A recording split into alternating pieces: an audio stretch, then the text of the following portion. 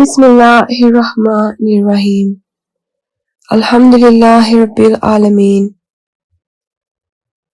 Wassalatu wassalam ala sayyidil mursaleen wa khatimin nabiyyin. Regarding the granting of Aman protection by a Muslim, Ibn Salam narrates in his tafsir from Qalbi that there were some among the polytheists who had neither made a peace treaty with the Holy Prophet sallallahu, alaihi wasallam, nor were they present at the reconciliation at Hudaybiyah. They learned that the Holy Prophet sallallahu, alaihi wasallam, had ordered fighting against non-treaty disbelievers after the month of Muharram had passed. After Muharram ended, they came to Madinah to make a treaty with the Holy Prophet sallallahu, alaihi wasallam.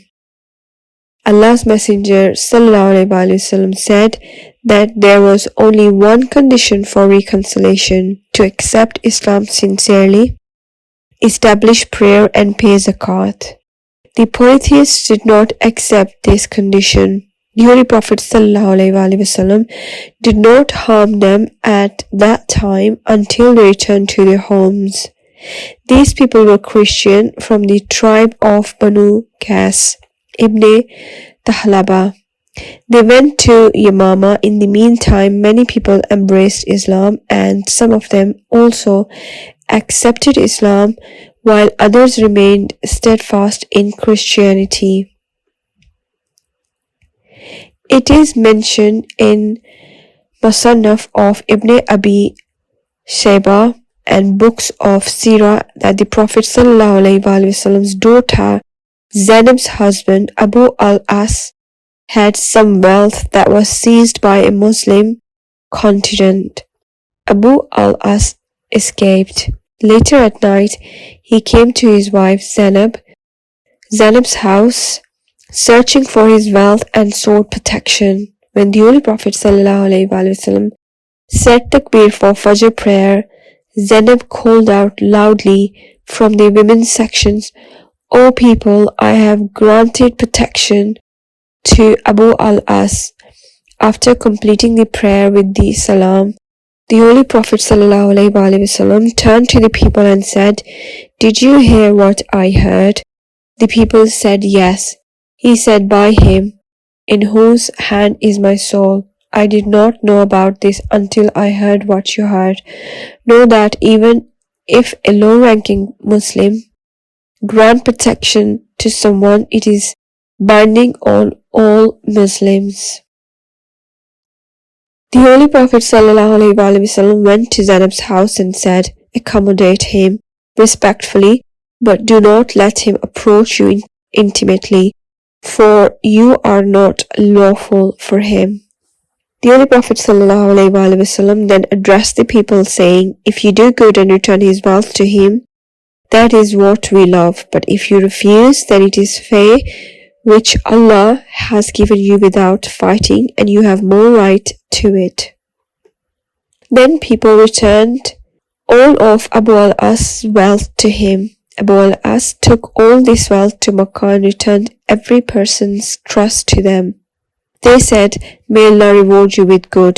We have found you to be most generous and faithful to your promises." At that moment, Abu al-As recited the declaration of faith, Shahada, and embraced Islam. Then he said, "By Allah, the only thing that prevented me from accepting Islam at the Prophet ﷺ's side was the fear that you would say I accepted Islam to consume your wealth. Now that I have returned your property to you, I have accepted Islam." Saying this, Abu al-As came to the Holy Prophet ﷺ in Madinah.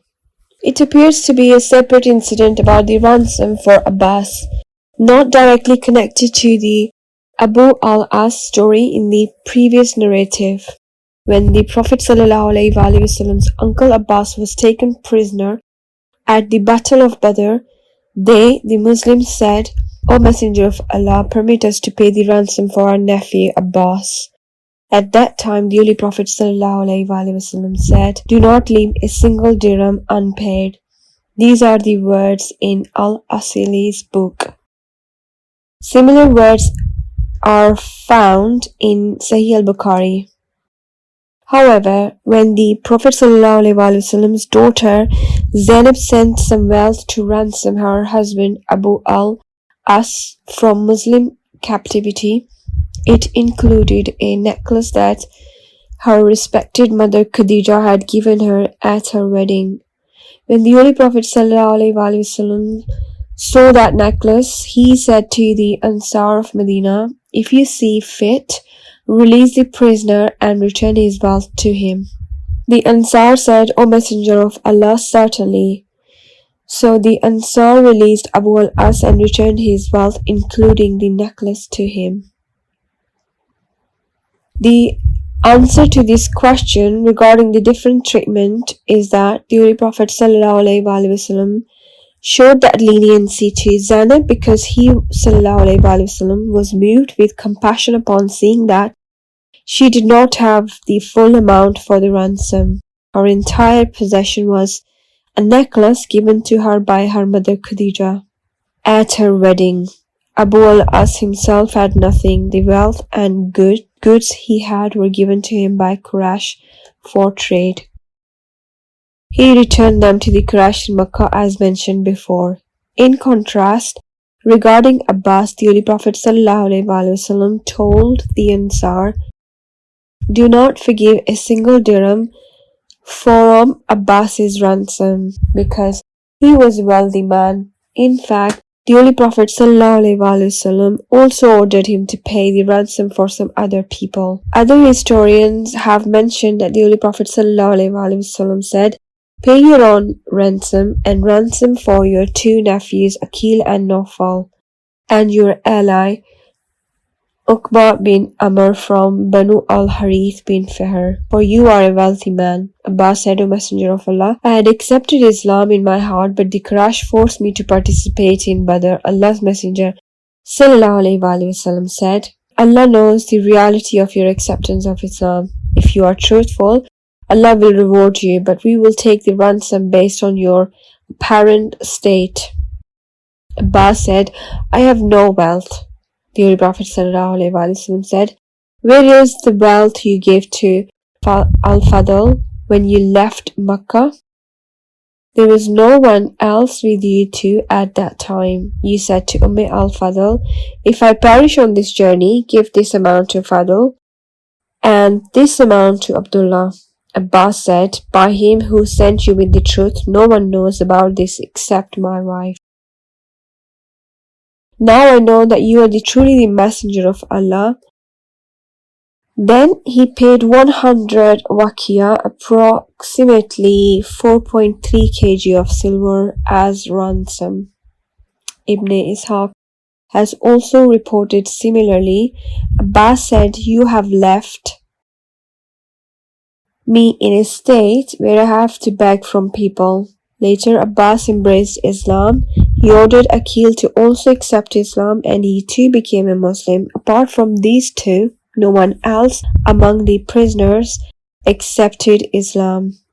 In the Muwatta, Imam Malik narrates from Abu al-Nadr that Abu Murrah, the freed slaves of Aqil bin Abi Talib, met Hani bint Abi Talib. According to Ibn Wada, her name was Fakita.